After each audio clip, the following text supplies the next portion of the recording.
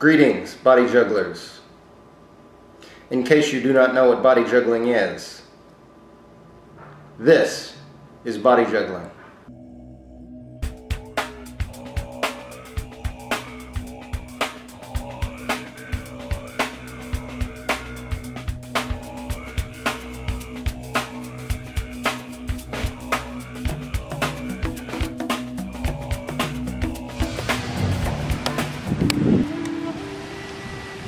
Greetings, body jugglers.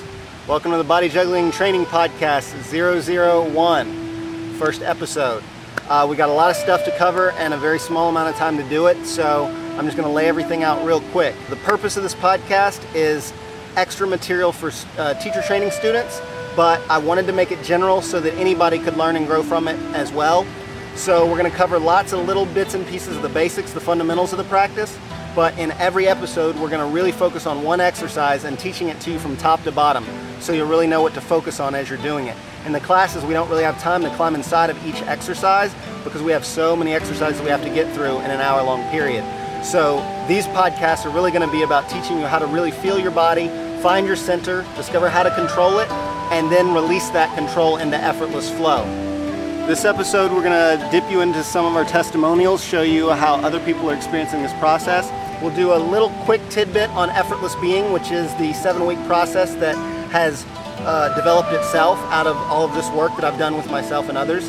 And then, as always, we'll end with a few ideas to leave you thinking and hopefully bring you back tomorrow. So stay in your center and free yourself.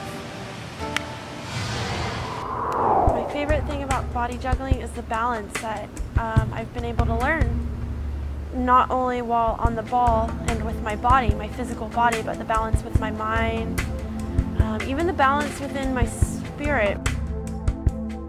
It's created balance within my emotional state and reaction to the world around me. I feel like body juggling is the vessel for me to carry what I need to do all the other things in my life. It allows my spirit to flow more freely and more efficiently and more radiantly. That is what I desire. I desire to just do, to just be, instead of always finding excuses to not do or to not be, or getting caught up in the wrong things that are maybe not serving me to my highest possibility. And I feel like body juggling does serve me in that way, to my highest possibility.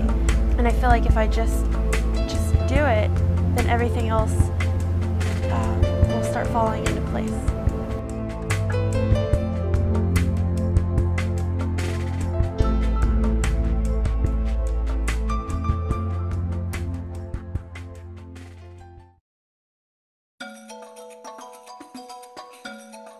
Alright, today we're going to work with hip rock. This is one of our fundamental moves. It's actually one of our 4 signature movements, and Lori's going to be helping me. Hi. Thank you so much, Lori. She's actually only been practicing for a few weeks, and I wanted to use someone that has not perfected these techniques so you can actually see as I instruct and bring her into better form. Alright, so, and she is wearing flip-flops because the paper is slippery. I do not suggest wearing flip-flops normally while body juggling, but in this case, it's much better than her sliding all over the place. Alright, so we're going to start with hip rock side to side, and go ahead and start your hip rock at a decent pace. Speed it up, speed it up. Now, as you can notice, she's bouncing. This is what everybody does when they first begin hip rock. I always let people bounce at first just because it's fun and they get comfortable. But after 30 seconds, maybe a minute, you want to tell them to imagine a shot glass in the heart, and you want to try to keep that shot glass level. Try to not spill it, and notice the change. Okay, still bouncing a little, make it stiller. The heart still, let the heart flow. Slow down, let the heart flow. There you go, there you go. Once you've got the heart floating and you can feel it, then you can speed up if you want to. But make sure that heart stays still. The reason we want the heart to stay still is it releases all the muscles in the low back. It concentrates the stretching and the movement in that lumbar spine. Now speed it up, but keep the heart still. We always like to change the pace of any given exercise because number one, it makes the muscles work different and it affects the balance. Good, this is opening the entire hip region, the entire pelvis, the low back. And it's very important to remember that heart center. That's what we call an isolation. Whenever you isolate any part of the body, you're going to feel everything else deeper. You're going to get more control. Good. That's hip rock side to side. The next thing we do, turn and face that way for me. Next thing we do, same thing, hip rock front to back. Hip rock front to back. You're going to curve the pelvis under and curve it backwards. Pay very close attention to that lumbar spine. You want to be flexing here. Forward and then arching back. Forward and then arching back. Once again, feel that heart center, that shot glass in the heart, and try to hold it still. Try not to spill. Start with a small movement, and as you gain control of the heart, you can let that movement get bigger and bigger. So curve a little yet further under and then further back. There you go. Good. Really focus on the smoothness of the motion so that all the muscles are opening and stretching simultaneously and effortlessly. And now we're going to combine hip rock front to back and hip rock side to side to get hip circles. Okay, and go. Big, yep. Start with the circle small and get it larger and larger. If you notice, she still has the isolation of the heart center going, so that all the movement is down here in the lower torso. This is incredible for the thoracic and lumbar spine. It's twisting every one of those vertebrae this way, and that way. All the way around. Good. Reverse.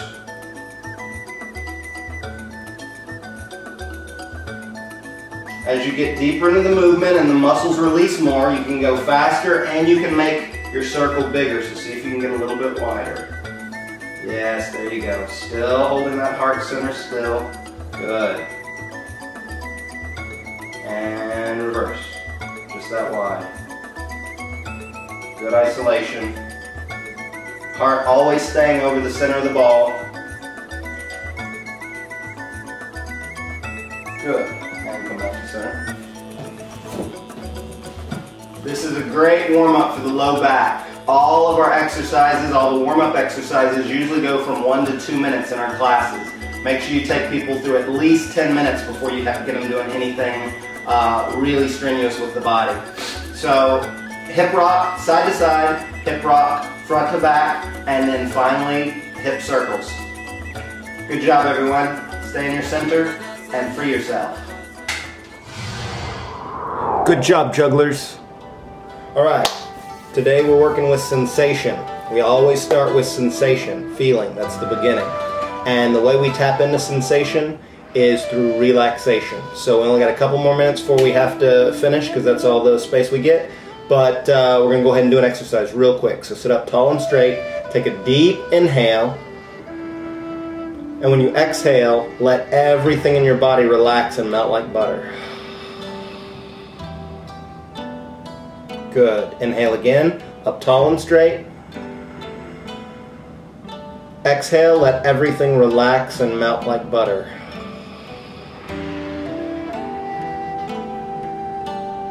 Now notice all of the feelings that you feel in your body now that you didn't feel a couple of seconds ago. Notice that increased awareness, the increased feeling sensation. This is the place where we begin. All of the work we do starts with remembering that we have a body. How do you experience a body? How do you know that you have a body? And it's through sensation.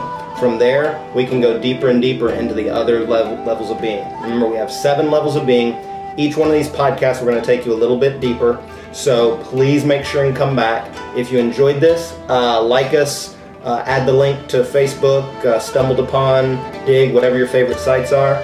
And be sure and come back and check it out, because every day we're going to have one exercise and one mental, emotional, meditative experience. And hopefully we'll leave a little bit more time to get to those. So until next time, stay in your center and free yourself.